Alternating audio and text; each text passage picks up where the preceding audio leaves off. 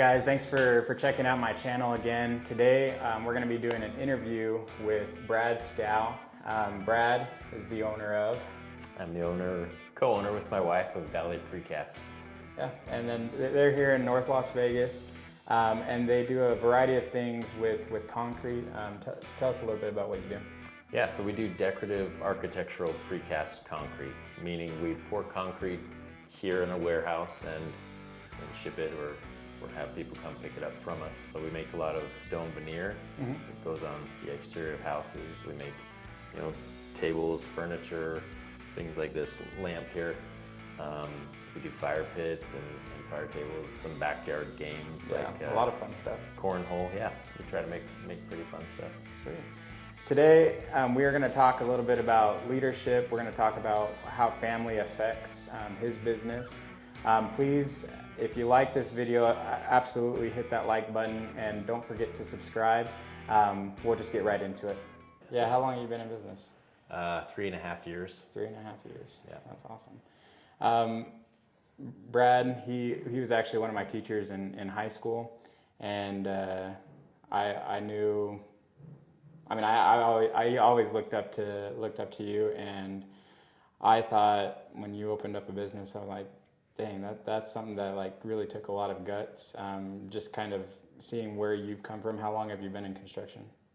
Well, I've done construction since high school. I was doing landscaping when I was in high school, and then right after high school, I worked for a general contractor as a laborer, and through college, I got a degree in construction management, and I was also, working. I was framing houses or, working for a general contractor. And not to put you on blast, but since high school, how many years is that? I have no idea. Okay. Just kidding. Yeah, it's been 1997. Wow. So 24 years. 24, yeah. So that's a long time. It's funny how like certain stories like stick out in your mind, and you being a teacher, you told us a lot of stories. One that stuck out in my mind, and I don't know why. I don't know why, but you told me a story about how you were like dirt poor. Like you were so like, I don't know, struggling was the point of the story or what the point of the story was, but you said you were out in the field and that you couldn't, and I could edit this out if you want to, but that you couldn't afford like even body soap, and you used alcohol to like cleanse you out in the field, out doing construction.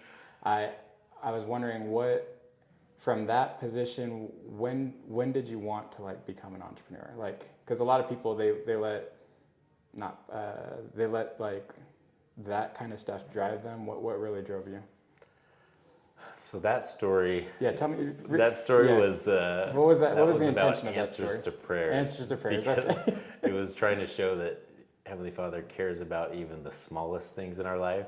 Yes. That day I had forgotten to put on deodorant. Forgotten. Okay. See, this is what time does to you. It like changes the entire portion of that story. It was probably a couple of stories mixed. Yeah. Because when we were first married, we were dirt poor and had nothing, but we were still happy because we were trying to do what was right and be good people. And so, but as far as when did I want to become an entrepreneur, I've kind of always had an independent spirit, always wanted to do my own thing.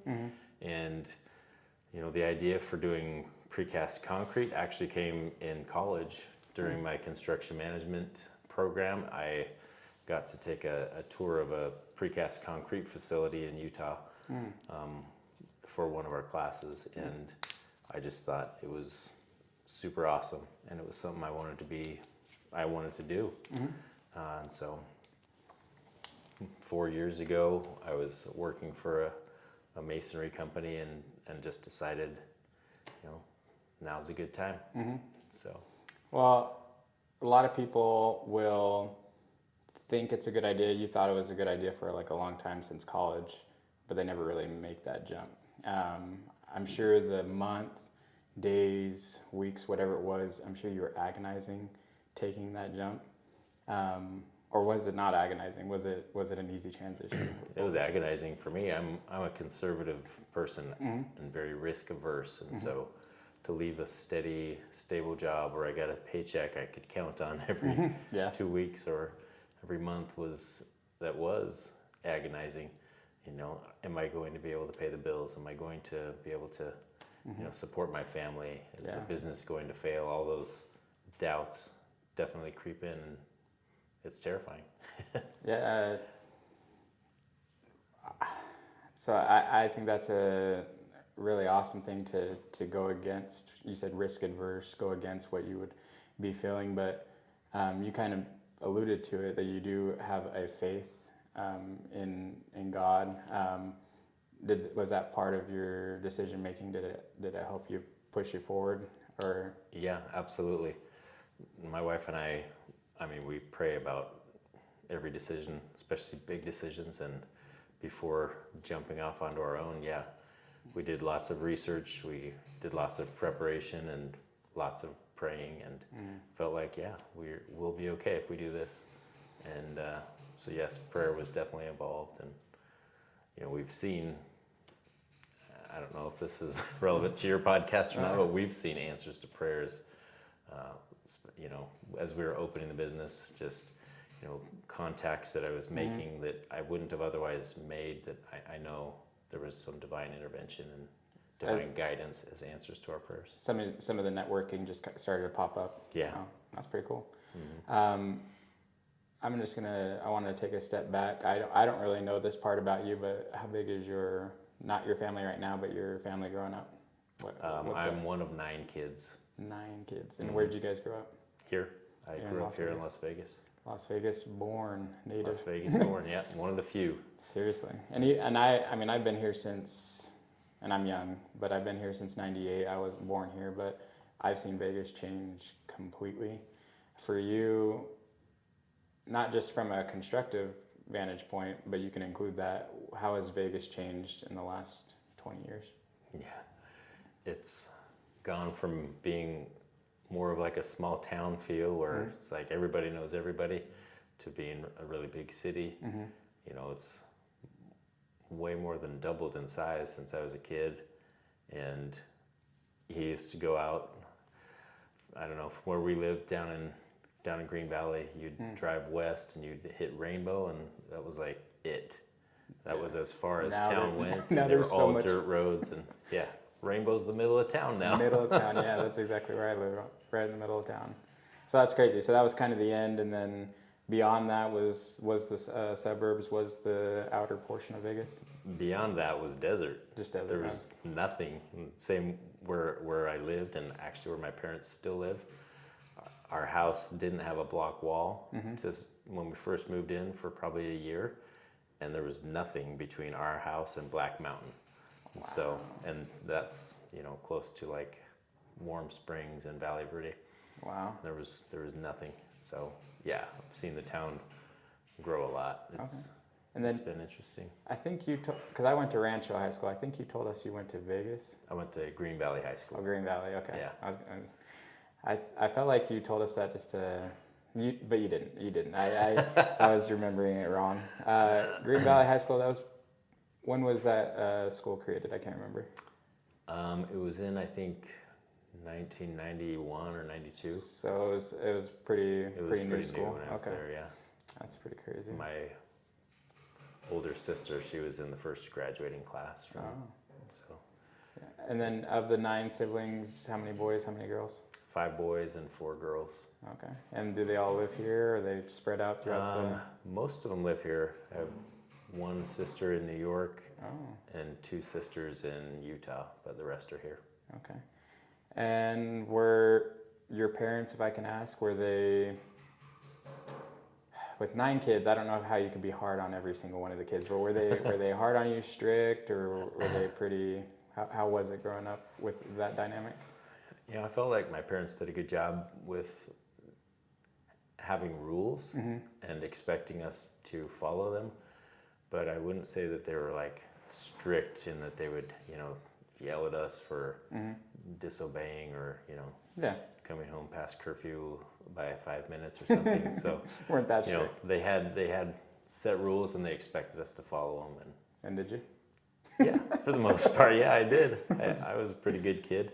Okay. Obviously, kids all get into trouble. I got into, in and out of a little trouble, but for the most part, I was a good kid.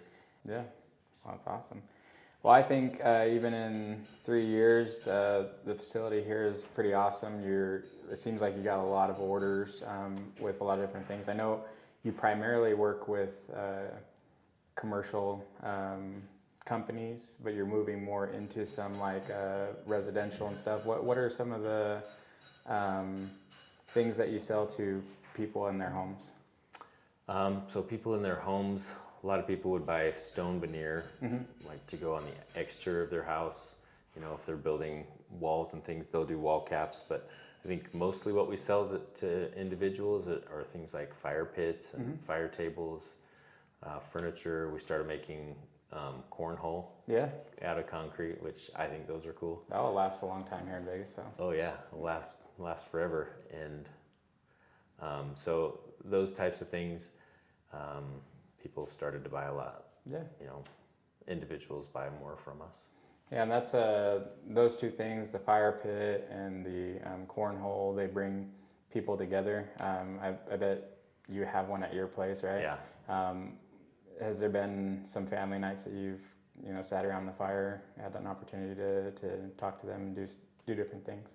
Yeah, that's one thing our family loves to do is spend time together, especially doing something active. And so we'll be out there with a fire doing s'mores, and those are kind of the moments where your kids open up to you, where otherwise they might not. But like being outside and lighting, a marshmallow on fire somehow makes them feel like they can talk to you about something sometimes. That's good. And then playing cornhole, just fun. Yeah, that's awesome. I know you probably have a lot of people that you look up to in life or are helped by and inspired by. I happen to know that your wife helps you a lot, but in what way does your wife help you in the business? I mean, my wife helps in every aspect of my life. If I didn't have her, I have no idea where I'd be. So I'm just grateful to have her in my life, period. But with business, she's the one that's always coming up with new ideas. I'm not the creative one. I'm the one that can build things and make things, and so she's the one that always comes up with the creative ideas, whether it's a project in our house or a new product to offer at Valley Precast. It's almost always generated by her, and so that's good. Well, yeah, she's the creative mind. She's the creative mind. Yeah. And you pay her well. I guess in closing, if you were to have someone who wanted to start a business, it's kind of a classic question, but if they wanted to start a business and they were on the ledge of whether to do it or not, what's one pro you would give them and one con you would give them in running a business? Well, I'll start with the con and with the pro. The cons are there's a lot of stress on you because you have bills, you have payroll, you have, everything is on your own shoulders. And so you're the one that's responsible for everything. Yeah. But that can also be a positive too, is, well, I'm in charge. So, but the pros, you're the one that makes the decisions. You don't have to wait for approval for someone else, from someone else. And you generally have a little bit of flexibility, you can kind of control your schedule at times. And so you control your own destiny, I think, is probably the biggest pro.